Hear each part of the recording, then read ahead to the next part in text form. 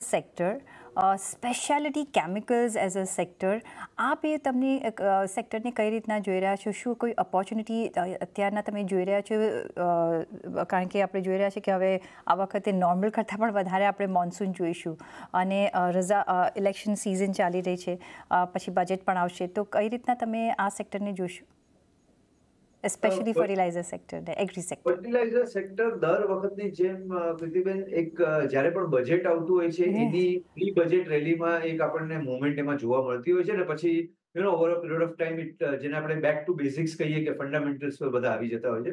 તો I would definitely try to avoid that particular sector right now, કારણ કે ઘણું બધું ગવર્મેન્ટ રિલેટેડ ટેરિફ્સ ને ગવર્મેન્ટ રિલેટેડ સબસિડીઝ પર ઘણો બધો આધાર રાખતો હોય છે. Specialty chemical, yes, is a very interesting in a very interesting phase right now.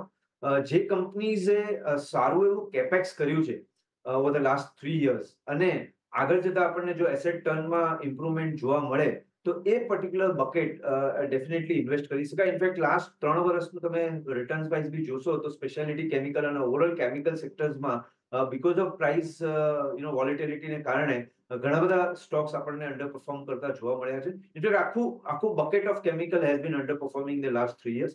So yes, there is a very clear opportunity as far as speciality chemical is concern. અને ઘણી બધી કંપનીઝમાં જેમાં મેં તમને કીધું એ પ્રમાણે જો કેપેક્સ પ્રોપર થયું હોય અને આગળ જતા આપણને ગ્રોથની વિઝિબિલિટી હોય તો એમાં સારું એવું રિટર્ન બની શકે.